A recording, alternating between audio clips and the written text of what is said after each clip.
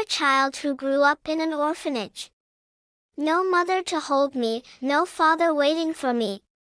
I sit quietly in the corner, trying to understand why I was left behind.